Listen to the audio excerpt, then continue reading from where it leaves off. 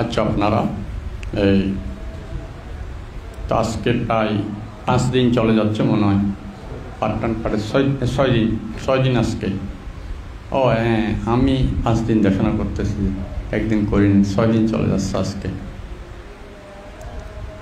তো ওই 6 দিন 14 দিন থেকে 6 দিন চলে গেলে আর 8 দিন আছে। সমাপনীর দিন তো আর হবে না, সকালবেলা শেষ। তো আসলে দিন চলে যাচ্ছে, কিন্তু আপনারা যারা আসছেন, শ্রবণ করছেন, এগুলো যতদিন নির্মাণ লাভ না করবেন ততদিন আপনাদের সাপোর্টিং করবেন। তো আসলে বান্ধব তো আজকে আমাকে চরিত্র নিয়ে বেশিভাবে আলোচনা করতে ছিল। আমি কালকে বলেছি, আমি আসলে প্রকল্প ভেঙে পড়েছি গৃহী জীবন থাকতে, আর পড়িনি। তাই আসলে এখানে বাংলা বইটাও পাওয়া যায়নি, তো আর আমারও সময় হয়নি। আসলে কালকে এখান থেকে গিয়ে আবার মানুষজন এসেছে, তারপর রাত হয়ে গেছে। আজকে সকালে একটু বাইরে বের হয়েছিলাম, একটু রেস্ট করে এখন উঠে বই আনতে আনতে এখানে আসাটা পড়েছে। তো যাও, এমনি কিছুটা চরিত্র নিয়ে যেগুলো আমার প্রাথমিক ধারণা আছে, অন্য বই থেকেও কিছু পড়েছি। তাছাড়া এই যে এগুলো বিষয় অনেক জায়গায় আছে। চরিত্র বলতে বিশেষভাবে এখানে ত্রিপিটকে যে ধরনের চরিত্রের কথা আছে সেগুলো ভাবনা সংক্রান্ত বিষয়ের, মানে কারা কোন ধরনের ভাবনা করবে, কোন চরিত্রের লোক কোন ধরনের ভাবনা করলে কিভাবে দ্রুত উন্নতি হতে পারে, এই বিষয়ে বইতে আছে। এগুলো যেমন উজ্জ্বল পাইয়াত্রিশ ছাড়াও যেমন মহাসাতি পাট্টান অট্টকথাতে আছে, এখানে আমি পড়েছি। তারপরে আরও বিভিন্ন বই আছে। তো এই যেমন এই যে বিশেষভাবে আমরা 6টা চরিত্রের কথা পাই, তার মধ্যে লোভচরিত, দেশচরিত, মোহচরিত, এই শ্রদ্ধাচরিত, বুদ্ধিচরিত, বিতর্ক চরিত, এই 6টা চরিত্রের কথা আমরা বিশেষভাবে বইয়ের মধ্যে পাওয়া যায়। তো এবারে খারা কীভাবে, তো এইগুলো ছাড়াও আমাদের চলার জীবন পথেও এই সমস্ত বিষয়ের বিশেষভাবে ভাঙতে, এটাই ধ্যান বিষয় ছাড়াও এই বিষয়গুলো ভাঙতে আমাকে যেটা বোঝাতে চেয়েছিলাম, আমি যাও অনুভব করেছি। আসলে আমাদের জীবন চলার পথে এই চরিত্রগুলো আসলে সঠিকভাবে প্রয়োগ করা দরকার। তো প্রথমে আমি এগুলো ভাবনা করার সময় বইতে যা লেখা আছে সেই বিষয়ে কিছুটা বলবো। তারপর আমাদের জীবন চলার পথে আমরা কীভাবে, আপনারা একটু আগে করে ফেলেন, তারপর আলোচনা করবো। পানির বোতল, তাই তো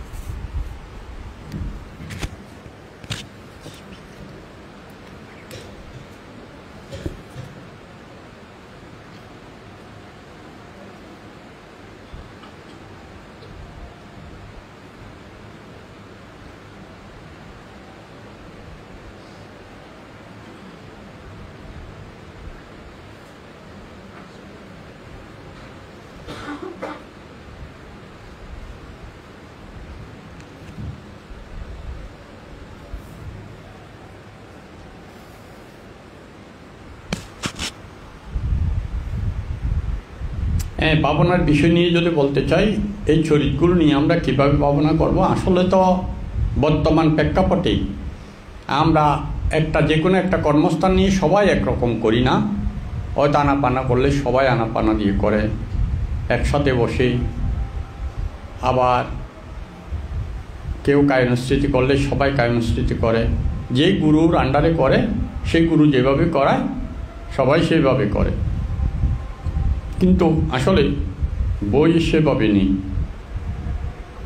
বইতে লেখা আছে যে যেমন যারা লোভচরী তারা কী ধরনের ভাবনা করে। আচ্ছা, চরিত্রটা আপনাকে নির্বাচন করতে হবে, গুরু তো চরিত্র নির্বাচন করবেন। আপনাকে বুঝতে হবে আপনি কোন চরিত্রের। আপনার এই যে আবার একটা মিশ্র চরিত্র ওইসব হয়। এই যে আমরা মনে করি অনেক সময় আমার কাছে তো লোভও আছে, দেশও আছে, মোহও আছে, বুদ্ধিও আছে, শ্রদ্ধাও আছে। এখন আবার মাঝে মাঝে বিতর্ক হয়, বিতর্কও আছে, তাহলে বিতর্ক চরিত্র, তাহলে 6টা চরিত্রের মধ্যে সবটা তো আমার কাছে আছে না, বা আপনার কাছে থাকতে পারে।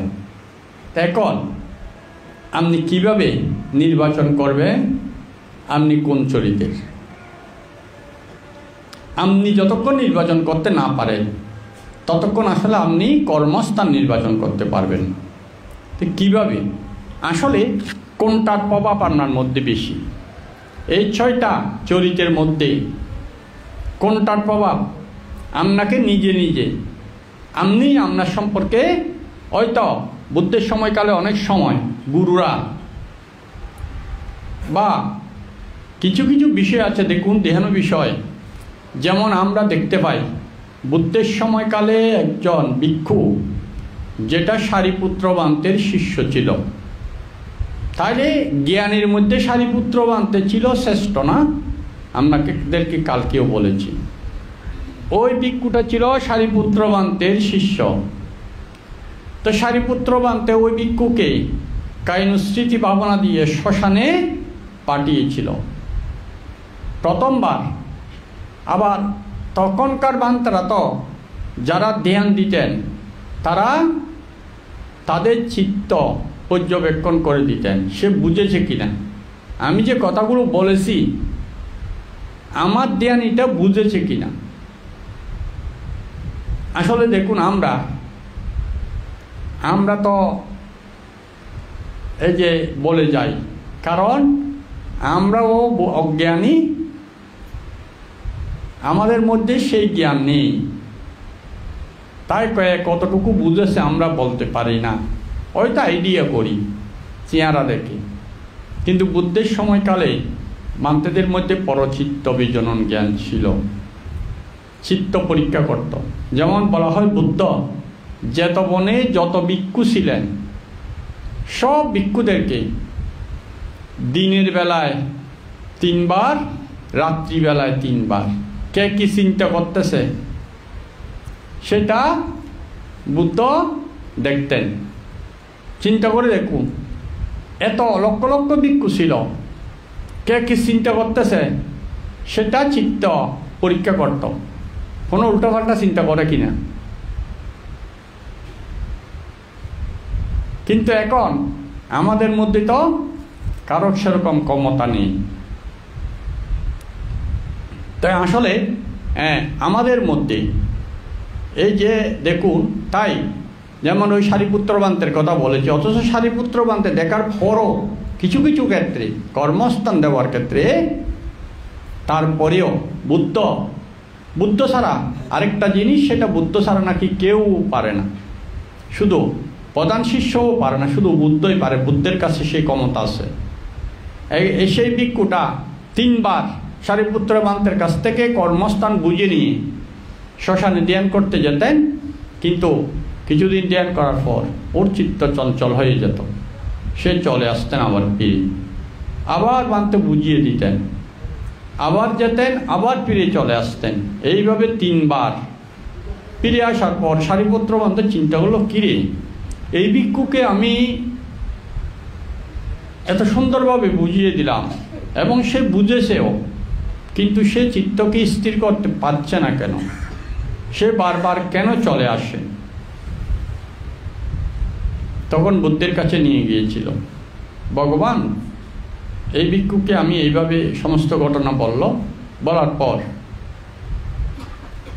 এখন বুদ্ধ বলল, ঠিক আছে ওকে এখানে বসতে বলো, তুমি চলে যাও পিন্ডি চালনি সকালবেলা। তখন সারিপুত্র বানতে পিন্ডিচারণে চলে গিয়েছিলেন, ওই ভিক্ষু ওখানে বসেছিলেন। তো ওই ভিক্ষুকে বললে, ভিক্ষু তুমি জেতবনের ওই পুকুর পাড়ে গিয়ে বসে থাকো। দেয়ান কিছু বুঝাই দেয়নি, কি বলেছে, জেতবনের পুকুর পাড়ে গিয়ে তুমি বসে থাকো বুদ্ধ। এই কথা বলে বুদ্ধও পিন্ডিচারণে চলে গেল। কিন্তু কিছুক্ষণ পর সে দেখতে পেল জেতবনের পুকুরের মধ্যে বিশাল একটা সুন্দর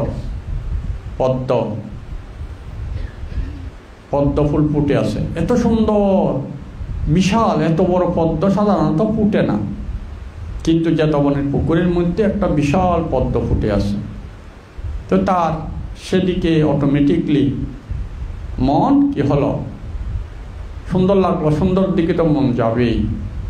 তাহলে মন যখন গেছে, সে চিন্তা করতেছে এত সুন্দর এত বড় পদ্ম ফুল আগে জীবনে কোনোদিন দেখিনি। এই চিন্তা করে করে পদ্ম ফুলের দিকে মানে দেখতে দেখতে তার মনটা এমন অবস্থা হলো, মনটা স্থির হয়ে গেল। তো আসলে ওই পদ্ম ফুলটা আসলে পদ্ম ফুল ছিল না, এটা তো বুদ্ধ ঋদ্ধি দিয়ে ওর জন্য তৈরি করেছে। এটা অরিজিনালি উঠেনি, ওকে তো শুধু বলেছে তুমি পুকুর পাড়ে গিয়ে বসে থাকো। কিন্তু বুদ্ধও পিন্ডিচারণে চলে গেল, কিন্তু ওই পদ্ম ফুলটা আসলে অরিজিনাল পদ্ম ফুল ছিল না, সেটা ছিল বুদ্ধের ঋদ্ধি দিয়ে তৈরি একটা পদ্ম ফুল, ওর জন্য তৈরি করেছে আর কি এটা।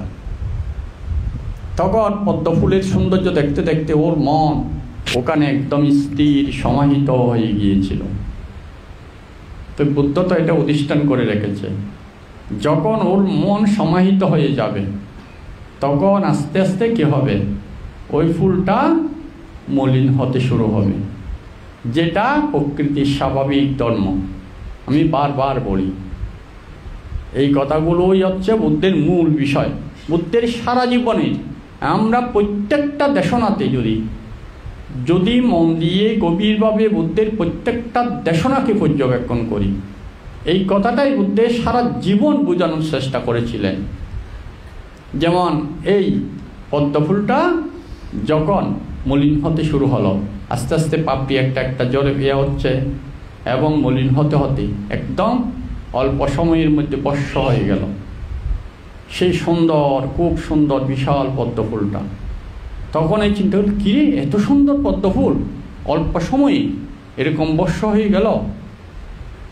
সেই সময় বুদ্ধ পিন্ডিচারণ থেকে, আসলে এটা পিন্ডিচারণ থেকে বুদ্ধ করেনি, বুদ্ধ এগুলো অধিষ্ঠান করে রেখে গিয়েছিল। যেই সময় পদ্মফুলটা বর্ষ হয়ে যাবে সেই সময় একটি গাথা তার কানে শুনতে পেল, আর সেই গাথাটি ছিল মানে পৃথিবীর সব কিছু ক্ষয়শীল অনিত্যদম্যী, কিছু স্থির নয়, কিছু থাকে না। এই জিনিসটা এই পদ্মের মধ্যে, যেই গাথাটা ওর কানে বেশ এসেছিল বুদ্ধের মুখের বাণী দিয়ে, সেই কথাটা ছিল এই। আর এইটা শোনার সাথে সাথে সে অরহৎ বলে সেদিন প্রতিষ্ঠিত হয়েছিল। এখানে আমি এটা চরিত্রের কথা বলতে গিয়ে প্রথমে তখন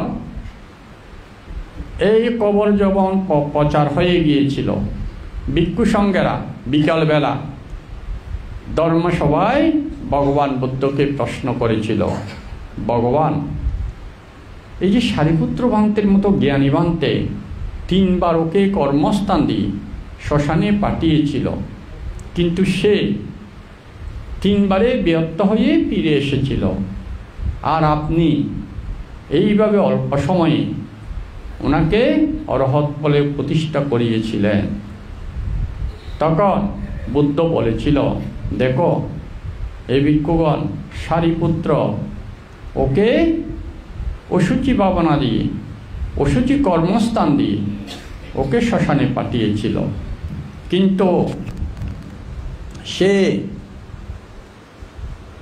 সে আসলে গত 500 জন্ম পর্যন্ত বণিক কুলে জন্ম নিয়েছিল।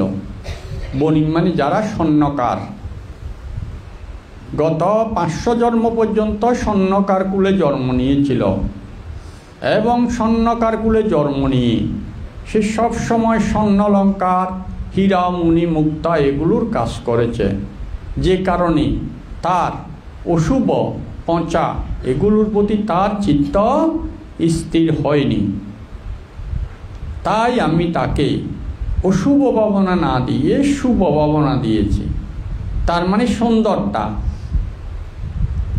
যেহেতু সে সারা জীবন সুন্দর, এই যে অলঙ্কার তৈরি করেছে মণিমুক্তা দিয়ে, স্বর্ণ বিভিন্ন কিছু দিয়ে অলঙ্কার তৈরি করছে, সব কিছু শুভের মধ্যে তার চিত্ত স্থির হয়, অশুভের মধ্যে হতো না। তাই আমি তাকে একটা পুষ্প দিয়েছিলাম যেটা দেখতে সুন্দর। সেই পুষ্প দেখার পর তার মন যখন সমাহিত হলো, আবার সেই পুষ্পটা বোঝে স্থির নয়, সেটা বোঝে পচনশীল। সেটা যখন সে বুঝতে পারল, তখন সে অরহৎ ফলে প্রতিষ্ঠিত হলো। তাইলে দেখুন এখানে জিনিসটা ঘুরে ফিরে একে সারিপুত্র বানতে কিন্তু ডাইরেক্ট পচাতে পাঠিয়েছিল না, মানে পচনশীল এটা বোঝার জন্য। কিন্তু বুদ্ধ তাকে প্রথমে ওই শুভ দিয়ে, যেটা আমি কালকে বলেছিলাম শিল, এই যে শিল থেকে শিলের পরিপক্কতায় সমাধি উৎপন্ন হয়, সমাধির পরিপক্কতায় প্রজ্ঞা উৎপন্ন হয়, প্রজ্ঞার পরিপক্কতায় প্রজ্ঞা বিমুক্তি উৎপন্ন হয় না, ঠিক তদ্রূপভাবে তাহলে বুদ্ধ জানত এর শিল পরিপক্কতা আছে। তাই একে যাতে চিত্ত স্থির হয়, ওই লাশগুলো দেখে, পচা লাশগুলো দেখে যার চিত্ত স্থির হচ্ছিল না, তাই তাকে প্রথমে সৌন্দর্য দেখিয়ে তার চিত্ত স্থির করেছিল। যখন স্থির হয়েছিল, বুদ্ধ অধিষ্ঠান করে গিয়েছিল যখন এর চিত্ত স্থির হবে তখন যেন ফুলটা পচতে শুরু করে। তাহলে স্থির হওয়ার পর যখন সত্যকে জানার জন্য, মূল কথা সত্য কি এখানে কল্পনার কিছু নেই, বৌদ্ধ ধর্মে মন্ত্রতন্ত্রের কিছু নেই, এখানে হচ্ছে সত্যকে জানা। আমাদের জীবনের চিত্ত এবং দেহ, এই দুইটা জিনিসের বাস্তব সত্যকে উপলব্ধি করা। যেমন আমার এই ফ্যানের ফাঁকা কয়টা, এখন আমরা গুনতে পারবো? পারবো না, না পারবো? ফ্যানের ফাঁকা কয়টা গুনতে পারবো? পারবো না। কেন? ফাঁকাগুলো চলমান না, চলমান অবস্থায় কয়টা ফাঁকা গুনতে পারবো না। হয়তো কিছু কিছু ফাঁকা 3টেও হয়, কিছু কিছুতে 4টাও হয় না, কিন্তু কয়টা আছে এখন গোনা যাবে না। যাবে? কিন্তু যখন আমি ফ্যানটা বন্ধ করে স্থির করব, তখন আমি গুনতে পারবো না কয়টা ফাঁকা। তাহলে গুনতে পারাটাই সত্য, সত্যকে জানা হবে না। কিন্তু এখন আমাকে অনুমান করে বলতে হবে, এটা সঠিক নাও হতে পারে, ঠিক না? ঠিক আমাদের চিত্ত খুব দ্রুত গতিসম্পন্ন, অস্থির, চঞ্চল, বিক্ষিপ্ত। এই অস্থির, চঞ্চল, বিক্ষিপ্ত এত দ্রুত গতিসম্পন্ন যে আমি পরশুদিনও মনে হয় বলেছিলাম, নাকি এর আগের দিন, বুদ্ধ এক তড়িৎকণে অরহৎগণ 144 বার চিত্তের উৎপত্তি বিলয় গণনা করতে পারে, আর বুদ্ধ পারে অসংখ্যবার। কতক্ষণে? 1-2 আঙ্গুলের তড়িৎ দিতে যতক্ষণ সময় লাগে ততক্ষণে একজন অরহৎ মানতে আমাদের চিত্তের উৎপত্তি এবং বিলয় গণতে পারে 144 বার, যেটা অভিধর্মের মধ্যে লেখা আছে। আর বুদ্ধ পারে অসংখ্যবার। তাইলে কত দ্রুত গতিতে আমাদের চিত্ত আলোর গতির চেয়েও অনেক। বিজ্ঞানীরা এখনও চিত্তের গতি মনে হয় গণনা করতে পারে না, আলোর গতি পর্যন্ত এরা নির্ণয় করে দেয়। কিন্তু চিত্তের গতি আলোর গতির চেয়েও আরও অনেক অনেক অসংখ্য গতিসম্পন্ন, আলোর গতির চেয়েও গতিসম্পন্ন। এই যে এত দ্রুত গতিসম্পন্ন চিত্তের উৎপত্তি এবং ক্ষয়, এটা গণনা করা আসলে কি সম্ভব? সম্ভব নয়। তাই আমাদেরকে স্লো করতে হবে। আগে কাজ হচ্ছে এটাকে স্লো করা। যত স্লো করতে করতে এটাকে স্টপ করে ফেলতে পারলে তখনই আমরা আমাদের চিত্তের আসল স্বরূপ বাস্তবতা উপলব্ধি করতে পারব। নাইলে আমরা কি হবে, এই দ্রুত গতিসম্পন্ন চিত্তের মধ্যে আসলে কোনটা কীরকম চিত্ত আমরা বুঝতে কোনোদিন পারব না। এই আমাদের প্রত্যেকের চিত্ত এরকম দ্রুত গতি সম্পন্ন। এর মধ্যে এই যে চরিতগুলো আমরা, তাইলে এই দ্রুতগতি ওই বাঁধতে কী করে, বুদ্ধ কী করেছে, ওর চিত্তটাকে ওই ফুলের মধ্যে স্থির করে ফেলেছিল। যেমন একইভাবে ওই বিম্বিসারের রাজা ক্ষেমা, বিম্বিসারের রানী ক্ষেমাকেও একই রকম দৃশ্যটা আমরা জানেন। ক্ষেমার বিষয়টা, ক্ষেমা যখন যেত বেনুবনে আসতো না ক্ষেমা, কারণ বুদ্ধের কাছে আসতো না ক্ষেমা।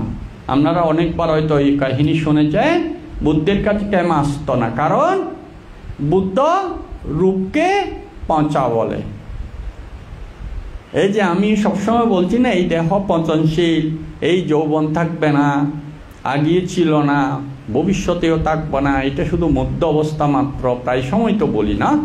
তাইলে বুদ্ধ প্রতিদিনের দেশনাতেই এই বিষয়গুলো কিছু না কিছুভাবেই বুদ্ধের আসত। আধ্যাত্মিক কথা বললে এগুলো আসতেই হবে, নাইলে তো এটা বুদ্ধের মূল কথায় আসবে না। তাই এই বিষয়টা একদম বুদ্ধের শেষ বাক্যেও আমরা দেখতে পাই। বুদ্ধের শুরু থেকে বুদ্ধত্ব লাভের পর যেই বাণী প্রচার করেছিল, প্রথম ধর্মচক্র প্রবর্তন না, একদম প্রথম বুদ্ধত্ব লাভের পর যে গাথাটা বলেছিল, আর বুদ্ধের পরিনির্বাণের শেষ একদম যমক শালবৃক্ষের নিচে যেই বাক্যটা প্রয়োগ করেছিল, এই দুটা বাক্যের যদি আমরা সমন্বয় করি, বা এই যে লাস্ট উপদেশ, ভিক্ষু সংঘকে লাস্ট উপদেশ যেটা দিয়েছিল, এটাও বলেছিল আন্দাদানি ভিক্ষাবে বো আমান্তায়ামি বায়াদাম্মা সাংকারা আপমাদেনা সম্পাদিতা। এটা ছিল বুদ্ধের শেষ কথা, এরপর আর কোনো কথা বলেনি। তাহলে আন্দাদানি ভিক্ষাবে বো মানে এই ভিক্ষুগণ, বো অর্থ তোমাদের, নো অর্থ আমাদের,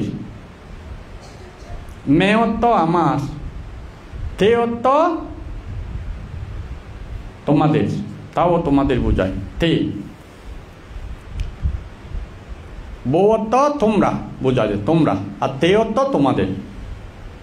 তাইলে ইন্দাদানি ভিক্ষাবে আমান তাই আমি বো, মানে আমি তোমাদের বলিতেছি।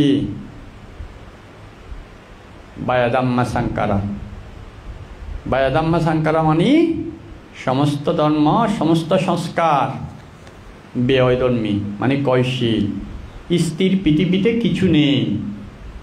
বায়াদাম্মা সাংকারা আপ্পামাদেনা সম্পাদিতা। অতএব এই কয়শীল সংস্কারের প্রতি প্রমত্ত হইও না, অপ্রমত্তভাবে জীবনযাপন করবেন। এটা বুদ্ধের শেষ কথা। শেষ কথাটিও এই কথাটি বলে গিয়েছিল না, এরপর আর কথা বলেনি বুদ্ধ। পরিনির্বাণের আগে শেষ উপদেশ এটা বুদ্ধের। আন্দাদানি ভিক্ষাবে ও বায়াদাম্মা সাংকারা আপ্পামাদেনা সম্পাদিতা। তাইলে এই যে আমাদের, তাইলে এই যে ক্ষমাকেও, ক্ষমা যেহেতু জানেন আপনারা, শুনেছেন, অনেকবার শুনেছেন, বান্তারা এই বিষয়টা তো প্রায় সময় দেশনা করে। ক্ষমা বুদ্ধের কাছে আসতো না, কারণ বুদ্ধ রূপকে পচা বলে, রূপকে কৈশীল বলে, রূপকে অনিত্য বলে। ক্ষমা বলতো আমি রূপবতী বলেই তো রাজরানী হয়েছি, রূপের কারণে আমি আজকে রানী হয়েছি। আর বুদ্ধ রূপকে ঘৃণা করে, আমি বুদ্ধের কাছে কেন যাব? বুদ্ধ রূপকে ঘৃণা করে, আমি বুদ্ধের কাছে কেন যাব? রূপের কারণেই তো আমি আজকে রাজরানী হতে পেরেছি। এটা ছিল তার মান অহংকারের বিষয়। তাই বিম্বিসার রাজা তো ছিল চোতাপন্ন, সে চাইতো ক্ষমা বেনুবনে যাক, বুদ্ধের দর্শন লাভ করুক, এটাই তো রাজা চাইতো। তাই কি করেছিল, তার দাসীদেরকে বলেছিল, যদি তোমরা রানীকে বেনুবনে নিতে পারো এবং বুদ্ধের দর্শন করাতে পারো, তোমাদের পুরস্কৃত করব। এবং কিছু গান রচনা করেছিল, বাওয়াল গান, ইয়াদের মানে বেনুবনের সৌন্দর্য নিয়ে এবং বুদ্ধের গুণ নিয়ে কিছু গান রচনা করেছিল। তখন রাজবাড়ির চতুর্পাশে সেই গানগুলো সবসময় করত এবং দাসীরাও সবসময় বেনুবন এবং বুদ্ধের প্রশংসা করত। এইভাবে শুনতে শুনতে ও এক সময় ওর মনে হচ্ছে, কিরে আমি এরকম শুনেছি, সবসময় দেখি এরা সবাই প্রশংসা করে বুদ্ধের, বেনুবনের সৌন্দর্যের প্রশংসা করে, আমি একবার যাব। এই শুনতে শুনতে একবার যাওয়ার ইচ্ছে জেগেছিল। তাই বলেছিল দাসীদেরকে, আমি ঠিক আছে বেনুবনে যাব, তবে একটা সত্য, আমি বেনুবনের চতুর্পাশে ঘুরে দেখব, আসার পথে দূর থেকে আমি বুদ্ধের কাছে বসবো না, বুদ্ধের ধর্মদেশনায় বসবো না, কারণ বসলে যদি বুদ্ধ আমাকে পচা বলে, এটা আমি সহ্য করতে পারবো না। তাই আমি দূর থেকে শুধু একটু করে বুদ্ধকে দূর থেকে দেখব, কারণ বুদ্ধের ধর্ম সবাই আমি বসতে পারবো না। এতটুকু পর্যন্ত রাজি হয়েছিল। এটা আপনারা আগে শুনেছেন না? তাই কিন্তু বুদ্ধকে সোনার পালঙ্কে করে নিয়ে গিয়েছিল। উনি তো ছিল আসলে পারমী সম্পন্ন পূর্বজন্মের, কারণ ভিক্ষুণীদের মধ্যে উনি প্রজ্ঞায় শ্রেষ্ঠ। ক্ষমা ছিল সারিপুত্র যেমন ভিক্ষুদের মধ্যে ছিল প্রধান, ক্ষমা ছিল ভিক্ষুণীদের মধ্যে প্রধান। এইরকম পারমী সম্পন্ন একজন পুজ্জ্বল, সেও দেখেন রূপের অহংকারে সাময়িকভাবে মত্ত হয়ে গিয়েছিল। তখন সে সেইভাবে গিয়েছিল এবং পুরো বেনুবন দর্শন করার পর আসার পথে তো বুদ্ধ তো জানে, বুদ্ধ কি করেছিল, ঋদ্ধি দিয়ে একটি এমন সুন্দরী রূপবতী নারী তৈরি করেছিল, যেটা কি ক্ষমার চেয়ে 1000 গুণ বেশি সুন্দরী। দেবস পরার মতো একটা ঋদ্ধি দিয়ে তৈরি করেছিল, সেটা শুধু বুদ্ধ আর ক্ষমা ছাড়া কেউ দেখবে না। আর বুদ্ধকে বাতাস করতেছে, এই ঘটনাটা আপনারা অনেকবার শুনেছেন, জানেন। দেখুন এখানেও কি বুঝাতে চেয়েছিলেন, দেখেন এখানেও বুদ্ধ বুঝাতে চেয়েছিলেন। তাইলে দেখেন উনি যখন ক্ষমা যখন দেখতে দেখতে চলে যাচ্ছিল, তাইলে ওই লাস্ট যাওয়ার পথে একটু বুদ্ধকে দূর থেকে দেখবে। দূর থেকে দেখতে গিয়ে বুদ্ধের চেয়ে বুদ্ধের পেছনে যেই নারীটা বাতাস করছে বুদ্ধকে, তার চোখ পড়ে গেল সেটার প্রতি, কারণ সে তো রূপের প্রতি বেশি আসক্তপূর্ণ ছিল। আমি এখানে চরিত্রের কথা আনতে গিয়ে এই বিষয়গুলো একটু উপমা দিচ্ছি। তখন সে দেখার সাথে সাথে আর চোখ ফিরাতে পারত। আর কিরে, আমি শুনেছি বুদ্ধ রূপকে ঘৃণা করে, রূপকে অনিত্য বলে, রূপকে পচা বলে, কিন্তু বুদ্ধ দেখি রূপকে যথেষ্ট মূল্যায়ন করে। কারণ বুদ্ধকে যেই নারী বাতাস করছে, এই তো আমার চেয়ে 1000 গুণ বেশি সুন্দরী, তাহলে বুদ্ধ রূপকে খুব মূল্যায়ন করে। আমি তো এতদিন ভুল শুনেছিলাম। এই চিন্তা করতে করতে সেই নারীটার দিকে, কিন্তু সেটা তো কোনো নারী ছিল না, সেটা বুদ্ধর ঋদ্ধিজাত একটা ছিল। তখন সে দেখতে দেখতে কিছু সময়ের মধ্যে সেই নারীর প্রতি তার দেখে চিত্ত স্থির হয়ে গিয়েছিল। এই স্থির হয়ে যাওয়ার পর বুদ্ধ কী করল, আস্তে করে সেটা অধিষ্ঠান করে রেখেছে, আর কেউ দেখতেছে না। সেটা শুধু ক্ষমা এবং বুদ্ধ ছাড়া আর কেউ দেখছে না। তখন সে আস্তে আস্তে কী হচ্ছে, তার আস্তে আস্তে রূপের মধ্যে প্রচ্ছন্নভাবে প্রভাব পড়তে শুরু করলো, আস্তে আস্তে চুলের মধ্যে পাকন ধরতে শুরু করলো, তারপর জ্বর আক্রান্ত হলো। এইভাবে কিছু সময়ের মধ্যে এক সময় সে একেবারে সব চুল পেকে জ্বরাগ্রস্ত হয়ে ফট করে সেই পাকাটা হাতে নিয়ে পড়ে গেল, মানে এমন জ্বরাগ্রস্ত হয়ে গেল, মৃত্যুর মুখে ডলে পড়ল। তখন সাথে সাথে বুদ্ধ একটা গাথা বলল, যেটা বুদ্ধ আগে থেকে বুদ্ধ এদিকে ভিক্ষুদেরকে কিন্তু দেশনা করতেছে, কিন্তু এটা তো বুদ্ধ আগে থেকে সেটিং করে রেখেছিল কার জন্য? ক্ষমার জন্য। আর এটা দেখার সাথে সাথে ওই সমাহিত অবস্থায়, দেখেন এখানে সবটা বুঝতে হবে, সমাহিত অবস্থায় সত্যকে জানা যায়। স্থির না হলে চিত্ত, অস্থির চঞ্চল চিত্ত কোনোদিন সত্যকে জানতে পারে না। তাই আগে বুদ্ধ এই দৃশ্যটা দিয়ে ক্ষমার চিত্তটা সমাহিত করেছিল, তারপর প্রকৃত সত্যটা দর্শন করানোর জন্য ওই যে এই রূপ ক্ষয়শীল, অনিত্যধর্মী এবং মরণশীল এই জিনিসটা দেখিয়েছে না। তাহলে এটা দেখার সাথে সাথে ক্ষমা সেই দাঁড়ানো অবস্থাতে অরহৎ বলে ফল লাভ করেছিলেন, এটা আপনারা জানেন। এরপরে ভিক্ষুণী হয়েছিলেন এবং ভিক্ষুণীদের প্রধান হয়েছিলেন। তাহলে প্রত্যেকটা বিষয়ের মধ্যে আমরা যদি যাই, একেই দৃশ্যটা দেখি, একেই ঘুরে ফিরে ও লাস্টে বুদ্ধ কি করে, এই যে আমরা মহাসাতিপাট্টার সূত্রের মধ্যে 21টা কর্মস্থানের মধ্যে প্রত্যেকটাতে দেখি লাস্টে গিয়ে বুদ্ধ 21টা কেন দিয়েছিল? একটা দিলে তো পারত বুদ্ধ, কিন্তু 21টা দিয়েছিল চরিত অনুপাতে, যার চরিত অনুপাতে যাতে ধ্যান করা যায়। কিন্তু লাস্টে গিয়ে বিদর্শনটা একরকম। এই লাস্ট বিদর্শনটা কি? বিদর্শনটা হচ্ছে আমার দেহ ক্ষয়শীল, অনিত্যধর্মী, এই আমি মরণশীল, আমার এই দেহ স্থির নয়। ঠিক আমার দেহ নয়, শুধু আমার চিত্তও স্থির নয়। চিত্তটা কিভাবে তৈরি হয়? চিত্তটা হয় আসক্তি থেকে তৈরি। আমি আগেও এখানে অনেকবার বলেছি, আমাদের চিত্ত তৈরি হয় আসক্তি থেকে। আসক্তি কি?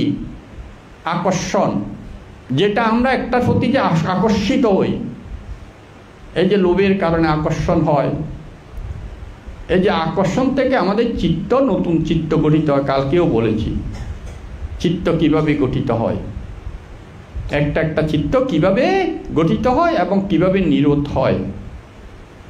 এই যে চিত্তগুলো গঠিত হয় আকর্ষণ থেকে, আসক্তি থেকে। তাহলে আসক্তিটা ভালো জিনিস তো নয়, আসক্তিটা খারাপ জিনিস না। আর দেহটা হয় কোত্থেকে? দেহটা হয় তাও আমাদের মাতা পিতা আমার জন্মের জন্য মিলিত হয়নি, তারা তাদের আসক্তির কারণে মিলিত হয়েছিল। আমি এখানে আগেও বলেছি এই বিষয়টা। তাহলে আমার এই দেহের প্রথম উপাদানটা কি ছিল? আমার মাতা পিতার মিলিত সূচি, নয় কি? তাইলে আমার দেহের প্রথম উপাদান, তারপরে এটা মায়ের গর্ভে কর্মের প্রভাবে ক্রমশ আস্তে আস্তে বড় হতে হতে এক সময় হাত, পা, চোখ, কান এগুলো আমার পুণ্যফলের প্রভাবে প্রাসাদ গুণ, যেটা আমি কাল পরশুদিনও বলেছি মনে হয়, ওই যে প্রাসাদ, চোখের প্রাসাদ গুণ, দেখার গুণটা আছে। চোখের মাংসও মাংস, কানের মাংসও মাংস। কানের মাংসের কাছে শোনার গুণটা আছে, চোখের মাংসের কাছে দেখার গুণটা আছে, নাকের মাংসের কাছে গন্ধ ঘ্রাণ নেওয়ার গুণটা আছে, জিহ্বার মাংসের কাছে স্বাদ নেওয়ার গুণটা আছে। এই গুণগুলো কে বলে? প্রাসাদ গুণ। এই গুণটা তৈরি হয় মায়ের গর্ভে কর্মের প্রভাবে। কিন্তু প্রথম উপাদানটা ছিল আমাদের মাতা পিতার মিলিত সূচি থেকে শুরু। এবং তাহলে আমাদের দেহটা, আজকে যে আমি যৌবন প্রাপ্ত হয়েছি, আজকে আমার এই দেহ কেউ সুন্দর, কেউ কালো, কেউ বিশ্রী, যা হোক কর্মের প্রভাবে, কিন্তু সবার মূল উপাদানটা মাতা পিতার মিলিত সূচি থেকে শুরু হয়। আর শেষটা হয় যদি আমরা মৃত্যুর পর দেহটা রেখে দিই, তাইলে কি হয়? এই দেহটা এখানে আর কেউ আসবে না, না দুর্গন্ধের কারণে। যদি দেহটা, মৃত দেহটা এখানে কোনো প্রকার মেডিসিন প্রয়োগ না করে যদি রেখে দিই, 3 দিন পর এই রুমে আর কেউ মনে হয় আসতে চাইবে না, দুর্গন্ধের কারণে। যেই দেহের প্রতি আমাদের এত আসক্তি, সেই দেহ কেউ আর গ্রহণ করবে না। তাইলে এইভাবে যদি আমরা, তাহলে বুদ্ধ দেখুন এখানেও এই সত্যটাকে, এই বাস্তব সত্যটাকে, তাহলে আমার মায়ের গর্ভের মাতা পিতার মিলিত সূচনা ক্রমশ প্রতি সেকেন্ডে মিলি সেকেন্ডে আস্তে আস্তে আস্তে আস্তে এটা পরিপক্কতার রূপ নিয়ে আজকে আমি যৌবন, দেখো মায়ের গর্ভ থেকে যথাসময়ে নিষ্ক্রান্ত হওয়ার পর সেই সময়ে যদি যেইভাবে মার গর্ভ থেকে বের হয়েছিল এইভাবে যদি রেখে দিত, এটাকে যদি মুছে আছে পরিষ্কার না করত, মনে হয় মাও কয়েকদিন পর দুর্গন্ধের কারণে ছেলে বা মেয়েকে কোলে তুলে নিত না। কারণ ওই পচা দুর্গন্ধগুলো যদি মুছে না ফেলত, তাহলে সেই পচা দেহটাই, এই পচা জিনিসটাই আজকের আমি যুবক বা যুবতী, এবং আবার সেই একই দৃশ্য ক্রমাগত লাস্টে গিয়ে মৃত্যুর পর সেই একই স্মৃতি ফিরে আসে।